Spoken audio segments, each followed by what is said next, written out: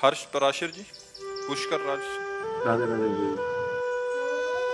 महाराज जी, मैं पुष्कर राज से आया हूँ। महाराज जी, आप कह रहे हैं महाराज जी कि भगवान ने ये सारे युग मतलब अगर समाप्ति करने थे तो बनाए क्यों?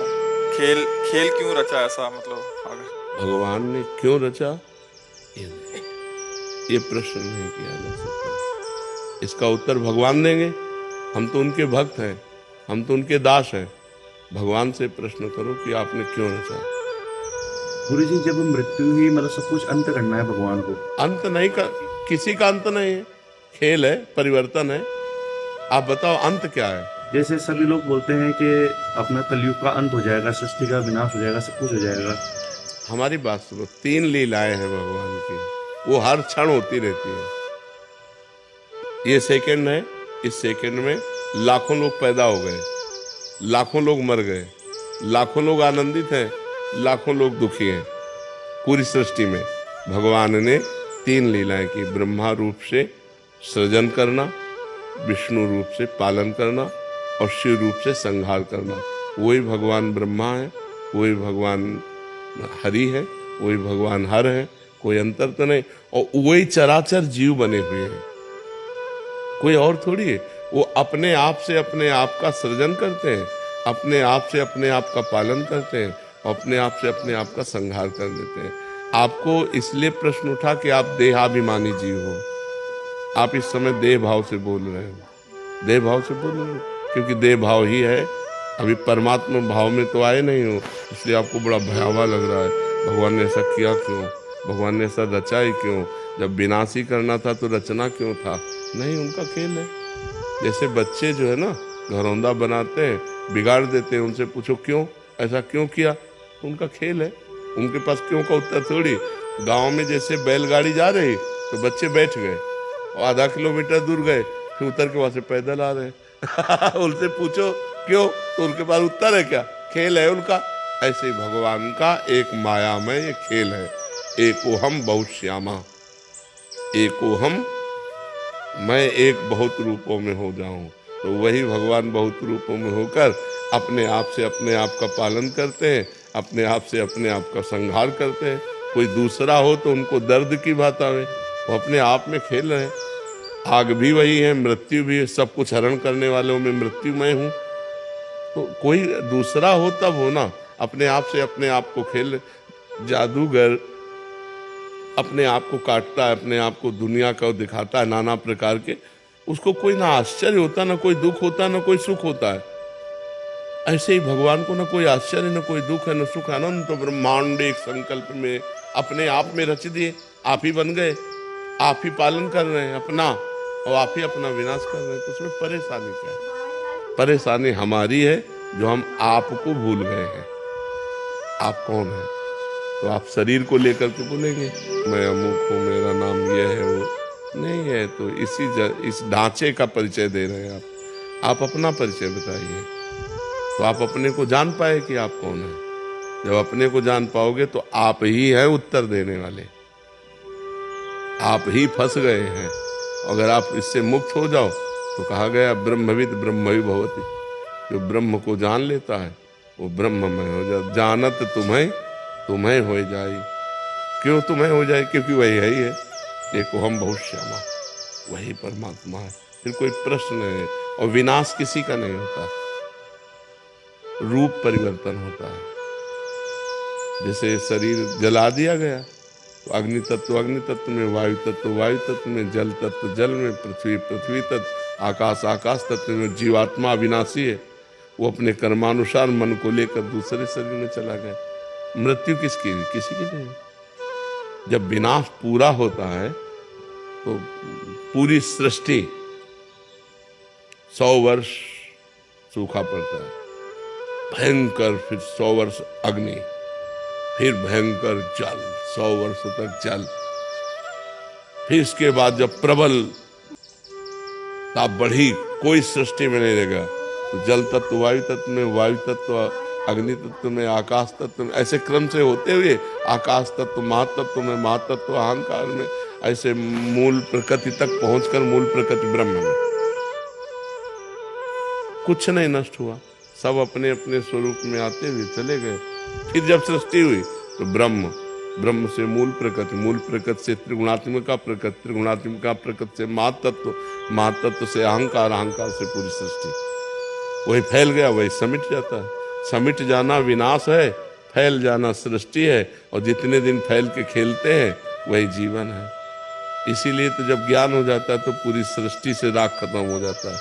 कुछ नहीं, कोई 10-20 नहीं है, यहाँ एक ही है, एक ही परमात्मा का सारा खेल चल रहा है। वही आप भी हैं, लेकिन आप अपने को जान पा रहे हैं। मैं परमात्मा कैसे हो सकता हूँ?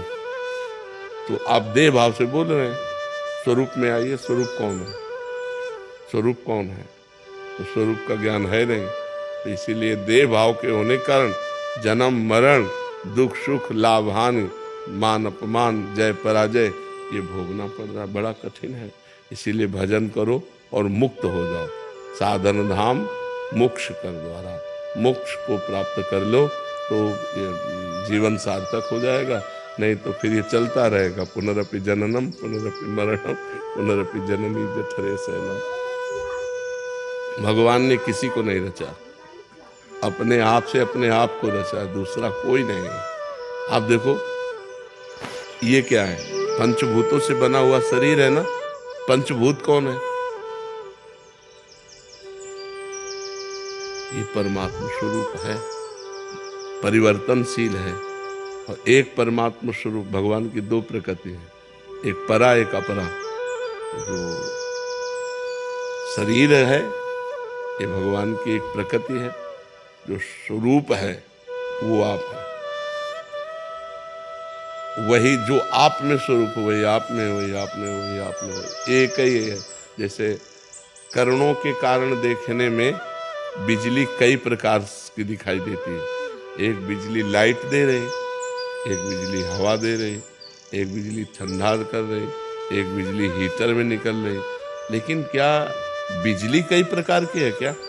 कि ये बिजली गर्म करेगी, ये बिजली ठंडा करेगी, ये बिजली हवा फेंकेगी, ये बिजली रोटी बनाएगी। बिजली तो कई प्रकार की नहीं है, यंत्र कई प्रकार के हैं, करण कई प्रकार के हैं। उनमें वो पावर वैसे जाकर प्रभावित हो जाता है। ऐसे एक बिजली है। अगर संपूर्ण ब्रह्मांड में पूछी जाए तो बिजली एक है ना? और उसके करण कितने हैं? करोड़ों हो सकते हैं, करोड़ों करण है, करोड़ों प्रकार से उसका प्रयोग हो रहा है। ऐसे ही ये करोड़ों अरबों करण है, लेकिन इसमें परमात्मा का पावर एक है। अब करण है दुष्ट स्वभाव का रचा हुआ, अब वो दुष्टता ही करेगा, तो बोले इसमें परमात्मा कैसे हो सकता है? नहीं, परमात्मा ही है। वो करण के प्रभाव से ऐसा बोल रहा है। जैसा जैसा स्वभाव, जैसी जैसी प्रकृति, तो परमात्मा तत्व तो वैसे ही जाके बर्ताव कर रहा है। तो लगता है ये परमात्मा कैसे हो सकता है? ये परमात्मा कैसे हो सकता है? नहीं, परमात्मा ही है अंदर से। वो अपने को नहीं जान रहा है और वो उसका स्वभाव है। वो कर्म के अनुसार ऐसी स्थिति को प्राप्त होकर ऐसा बर्ताव कर रहा है। जैसे इसमें भी बिजली और ये भी बिजली से चल रहा है। बिजली कितनी लघु हो सकती है और बिजली कितनी महान हो सकती है। बड़े बड़े मशीनें चल रही फैक्ट्रियों में, नहीं चल रहे, बड़े बड़े कार्य उससे हो रहे। तो एक छोटा सा पंखा भी उसी से चल रहा है, छोटा सा माइक भी चल रहा है। तो एक चींटी से लेकर ब्रह्मा तक सब उसी परमात्मा से संचालित है। वही परमात्मा है, दूसरा नहीं उसमें। और हम लोग द्वैत में ही फंसे हुए, दूसरा है, ये सब दूसरे हैं। हमारा परिवार, हमारा घर, मैं, शरीर, इसी अज्ञान की निवृत्ति के लिए अध्यात्म है। जब अध्यात्म, तो एक स्वप्न चल रहा है। जैसे स्वप्न में आपने देखा, बहुत सी सामान देखा, बहुत से व्यक्ति देखे, अच्छा बुरा स्वप्न देखा, क्या कुछ होता है क्या? तो ये कब पता चलता है? स्वप्न देखने के समय पता चलता है क्या? हाँ, जब हम जगते हैं तब हमको पता चलता है कि वो झूठा था, उसमें कुछ भी सत्य नहीं था, उसमें कोई नहीं था, एक मन ही हमारा केवल सब कुछ रचे हुए था। ऐसे ही जब हम ज्ञान में जागते हैं तो कुछ नहीं है, एक परमात्मा ही परमात्मा है। वासुदेवा सर्वमिति सा महात्मा सुदुर्लभा बहूनाम जन्म नावन्ते ज्ञानवान माम प्रपद्यते वासुदेवा सर्वमित सा महात्मा सुदुर्लभा। बहुत जन्मों की साधना के बाद जब ये ज्ञान प्राप्त होता है कि एकमात्र भगवान वासुदेव ही विराजमान है, दूसरा कोई नहीं, सब वासुदेव, सर्वम खलमिदम ब्रह्म, सब ब्रह्म। अब कहाँ परेशानी? वो अपने आप में अपना सृजन कर रहा है, पालन कर रहा है, विनाश कर रहा है, ये स्वप्न है। उमा कहूँ मैं अनुभव अपना, सत हरि भजन जगत सब। तो सपने में ये हम सब कुछ देख रहे हैं। ये एक जागृत अवस्था जो हम मान रहे हैं ये मोह की है। स्वप्न में अपने को सोया हुआ मानते हैं क्या? उसमें जागते हुए तो होते हैं, लेकिन क्या जागते हैं क्या? ऐसे ही मोह निशा सब सो अनिहारा। मोह निद्रा अज्ञान में हम इस समय हैं, और जिस समय ज्ञान प्राप्त होगा, असली में जागना ज्ञान में होगा, तब आप देखना जब ज्ञान प्रकट हो जाता है, एकमात्र भगवान ही भगवान है, कुछ नहीं, न कोई हानि है, न लाभ है, न जय है, न पराजय है, न उन्नति है, न अवनति है, न जन्म है, न मरण है, कि ये सब स्वप्न जैसा चल रहा है, भयावह स्वप्न चल रहा है। इसीलिए कहा जाता है साधना करो और जग जाओ। जग गए तो जे ही जाने जग जाए हेराई, जागे जथा स्वप्न ध्रुव जाए। जिस परमात्म तत्व को जानने के बाद ये संसार नहीं रहता, ये परमात्म स्वरूप हो जाता है, सब भय भ्रम खत्म हो जाता है। समझ पा रहे बच्चा?